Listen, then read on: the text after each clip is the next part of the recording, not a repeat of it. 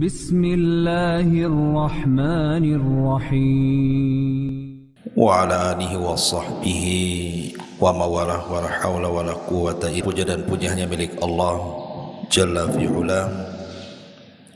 Di pagi hari ini kita bisa melaksanakan kewajiban Allah, salat subuh berjamaah.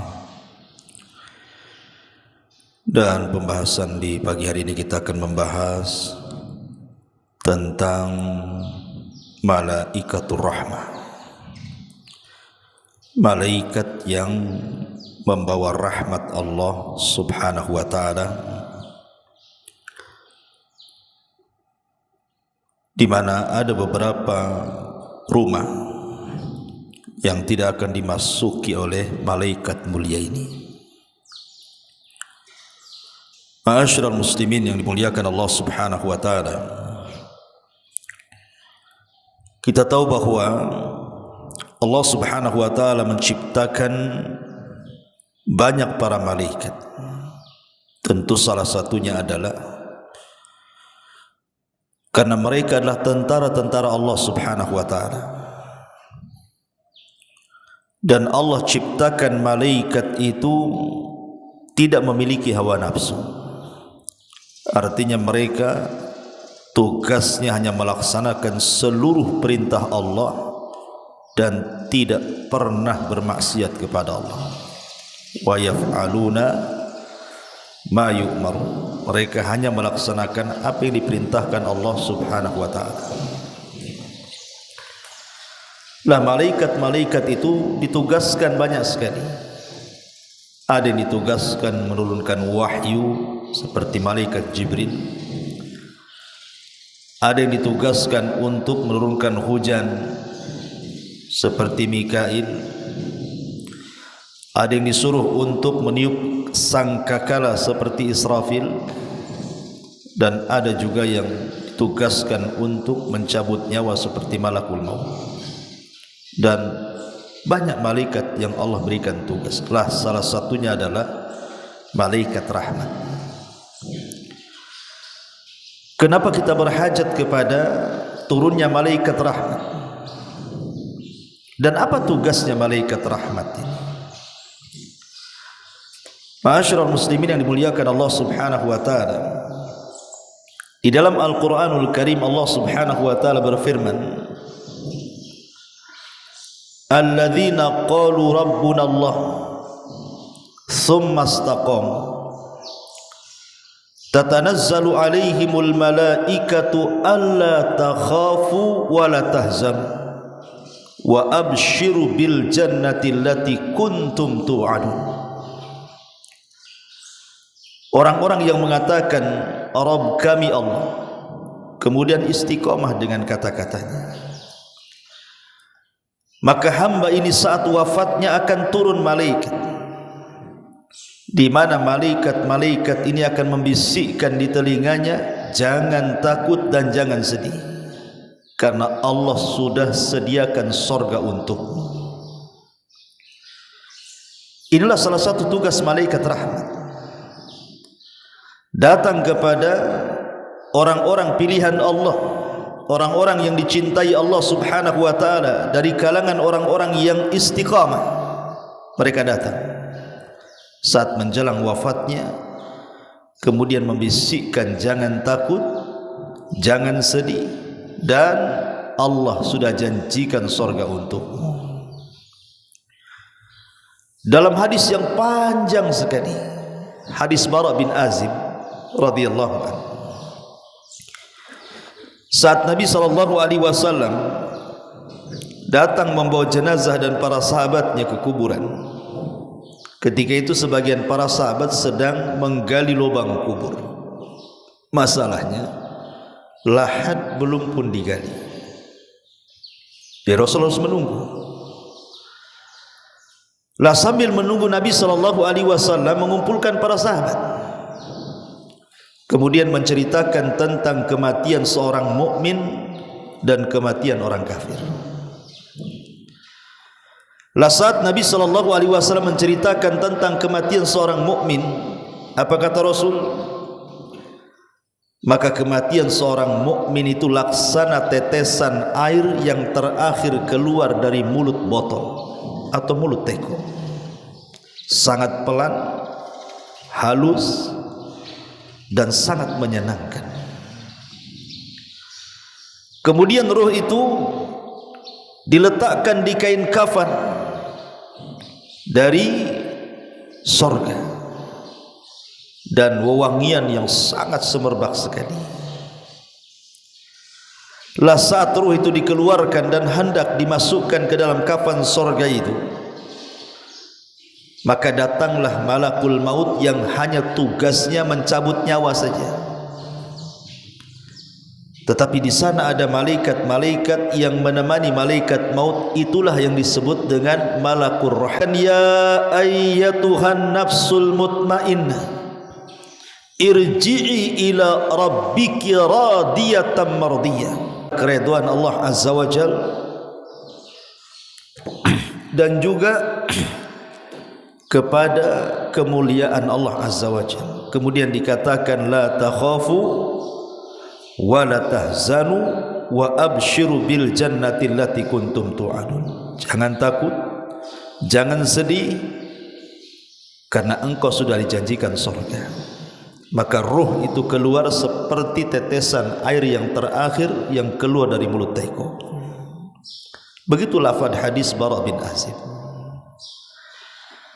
Artinya malaikat rahmat ini salah satu tugasnya adalah memberi kabar gembira kepada orang-orang yang beriman menjelang kematiannya. Kemudian apa lagi tugasnya? Tugas malaikat rahmat ini adalah memintakan doa kepada Allah Azza wa Jal akan dosa-dosa kita supaya diampuni dosa kita. Ingat dalam hadis yang panjang yang menjelaskan tentang keutamaan orang yang tidur kemudian berwudu. Maka saat dia tidur, orang-orang yang berwudu sebelum tidur itu, yang tentunya juga membaca doa sebelum tidur, maka di samping kiri kanannya ada malaikat. Lah malaikat yang di samping kiri kanan orang yang tidur itulah malaikat rahmat. Jadi setiap kemudian badannya berbalik ke kanan, malaikat rahmat sebelah kanan mengatakan Allahumma ghfir lahu, Allahumma arhamhu. Ya Allah, rahmati orang ini, ampuni dosa-dosanya. Setiap kemudian berbalik ke arah kiri, malaikat rahmat sebelah kiri ngomong begitu juga. Allahumma ghfir lahu, Allahumma arhamhu. Ya Allah, ampuni dosa orang ini, ya Allah, rahmati orang ini. Dan terus akan mengucapkan seperti itu sampai dia terbangun di pagi hari. Luar biasa ya. Termasuk juga malaikat rahmat ini menurunkan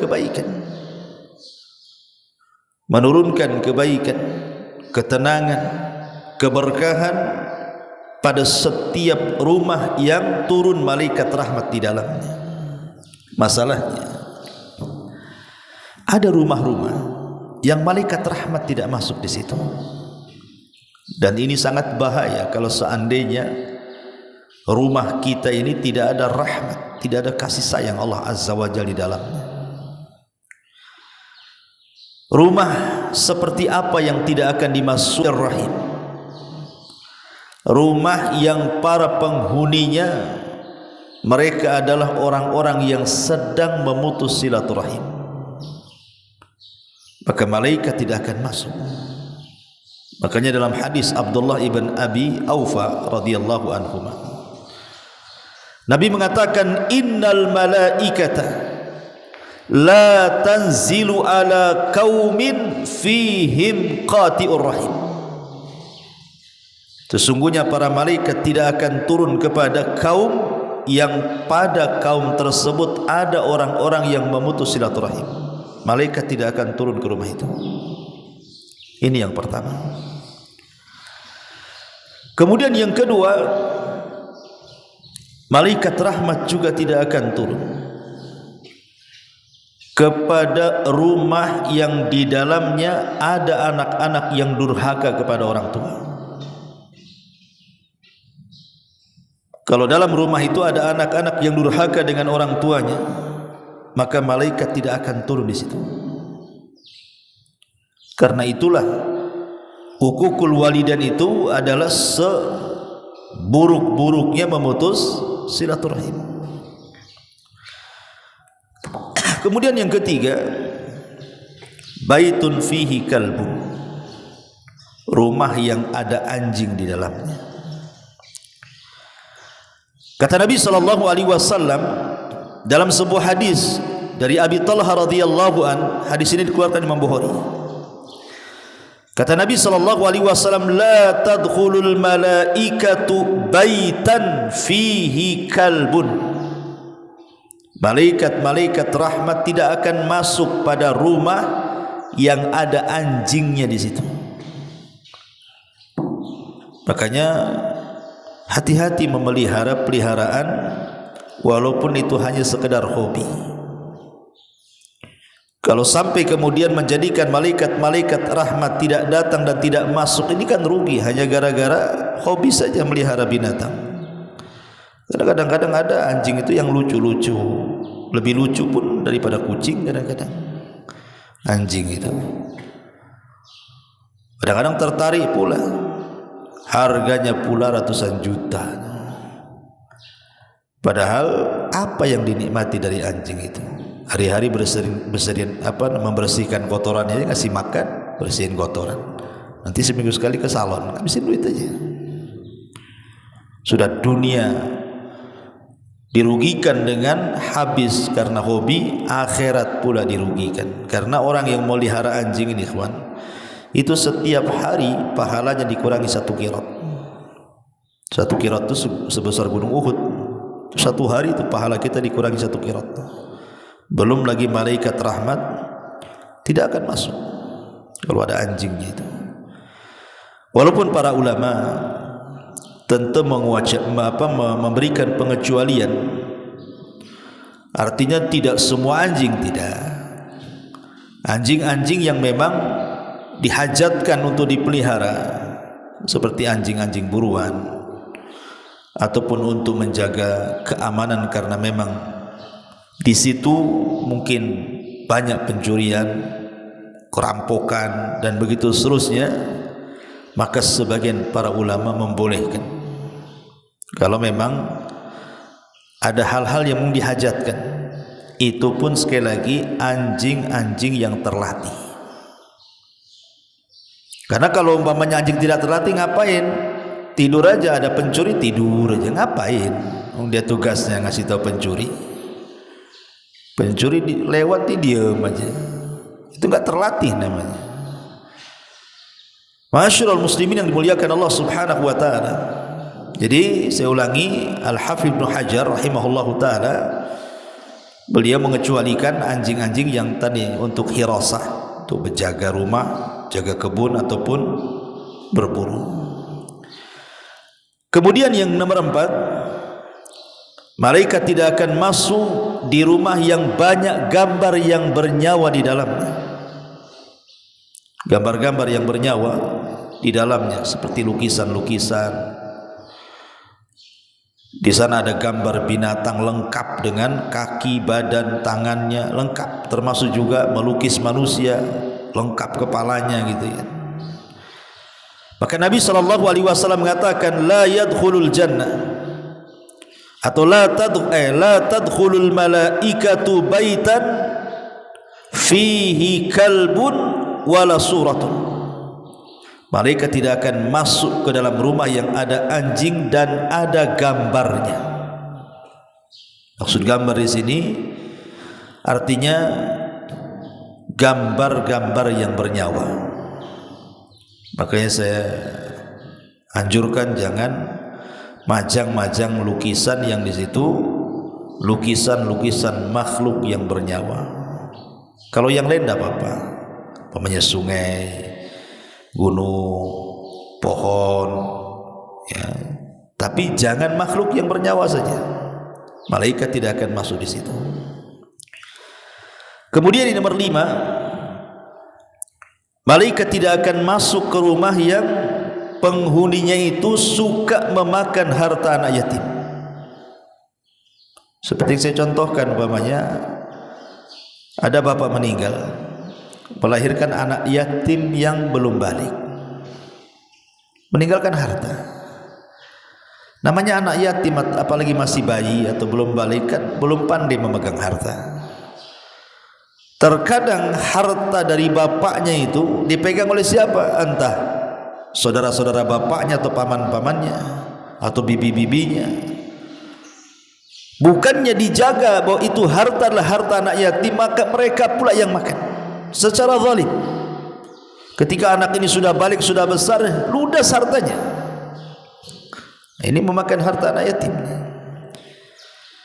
Maka orang-orang yang memakan harta anak yatim, malaikat tidak akan turun, kata para ulama di situ. Kemudian yang nomor 6, malaikat tidak akan turun ke rumah yang fihi rawaihu kariha, ada bau-bau yang tidak sedap, yang kita sendiri tidak suka. Makanya di sini kata Nabi SAW, al malaikatu tata'adza bima yata'adza minhu banu Adam. Malaikat itu akan tersakiti dengan bau, sama halnya Banu Adam juga tersakiti dengan bau. Makanya tugas ibu-ibu khususnya gitu ya, mereka ditugaskan membersihkan rumah. Kalau ada sampah-sampah basah yang kira-kira kalau terlampau lama, sehari 2 hari bau busuk, itu buang ya. Karena malaikat tidak suka ke rumah yang banyak baunya di situ. Jangankan malaikat, kita pun tak suka, apalagi malaikat. Maka bersihkan rumah. Kayak orang Arab biasa kalau rumah dikasih bukhur, kasih asap gitu ya, kayak kemenyan gitu, supaya harum. Alhamdulillah di kita udah ada itu spray itu apa itu kan, atau baygon ada rasa jeruk sekarang nih. Kalau nyemprot nyamuk kan itu kan harum juga gitu ya. Yang penting baunya yang kita ini tidak lari dari bau itu, karena malaikat mengikuti larinya kita. Kalau kita tidak suka, malaikat tidak suka, gitu maksudnya. Maka ini yang ke-6. Yang ke-7, malaikat tidak suka ke rumah yang ada patungnya. Kalau tadi gambar ini patung, di situ ada patung. Karena dalam sebuah hadis Rasul mengatakan, la tadkhulul malaikatu baitan fihi tamatsil. Malaikat tidak akan masuk di rumah-rumah yang ada patung-patungnya itu. Jadi baik gambar ataupun patung-patung yang bernyawa, entah patung binatang atau patung manusia, malaikat tidak akan masuk di situ. Maka jangan ada patung-patung di situ. Kecuali kalau boneka untuk anak-anak dan sifatnya dihinakan, kadang-kadang ditiduri, diinjak, dilempar, itu tidak apa-apa ya. Kalau boneka untuk anak-anak tidak ada masalah ya. Tapi maksudnya patung yang dipajang gitu ya, maka sebaiknya jangan ada patung. Kemudian juga yang nomor 8, malaikat tidak akan masuk ke rumah orang-orang yang mereka junub dan belum mandi besar. Kata Nabi SAW dalam sebuah hadis yang disahihkan oleh Al-Imam Al-Hakim, walaupun Syekh Albani melemahkan hadisnya, tapi ada yang mensahihkan di sana seperti Imam Hakim. La tadkhulul malaikatu baitan fihi suratun wala kalbun wala junubun. Malaikat tidak akan masuk ke rumah yang ada anjingnya, yang ada gambar yang bernyawanya, dan juga orang yang junub. Maksudnya kata para ulama, orang yang junub di sini artinya orang-orang yang mereka tidak punya keinginan untuk mandi junub. Kan banyak orang-orang awam itu, jangan cerita mandi, sholat pun tidak. Kadang-kadang mereka berhubungan dengan istrinya, nggak mau mandi, berhari-hari malah tak mau mandi, karena memang sholat pun bagi dia mungkin tidak wajib, mungkin setahun tak sholat, setahun pula dia tak junub. Nah, ada orang kayak gitu. Jadi yang dimaksud junub di sini maksudnya yang mereka tidak punya niat untuk mandi. Mereka memang sama sekali tidak mau mandi junub. Tapi kalau memang kita ini kan paham gitu ya, bahwa nanti subuh kita akan sholat subuh, tentu kita akan mandi junub di situ kan. Nah, kalau ini ya tidak masuk dalam hadis ini. Maksudnya yang meremehkan tentang mandi junub, maka kata ulama inilah malaikat rahmat tidak akan masuk ke rumah orang-orang yang meremehkan soal mandi junub. Dan ini bahaya ya, masyarul muslimin yang dimuliakan Allah Subhanahu wa taala. Inilah yang kemudian yang nomor 9, malaikat tidak akan masuk ke rumah yang di dalamnya ada lonceng, jaras. Nabi SAW mengatakan dalam sebuah hadis yang dikeluarkan oleh Abi Daud dan yang lainnya, walaupun Syekh Albani mendhaifkan hadis ini, la tadkhulul malaikatu baitan fihi jarasun. Malaikat tidak akan masuk ke rumah yang ada loncengnya. Apa maknanya di sini? Jelaskan oleh para pensyarah hadis. Maksudnya di sini, yang dimaksud jaras adalah al-jarasus saghir, baik itu lonceng kecil, wal jarasul kabir ataupun lonceng besar, itu masuk di dalamnya. Ataupun yang diikatkan di hewan, seperti kita tahu sapi itu kan ada apa namanya loncengnya kan, nah, dikasih kalung, dikasih lonceng gitu kan.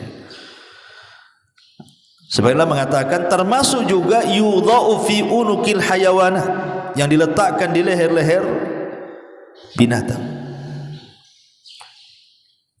Jadi sebaiknya jangan ada lonceng digantung.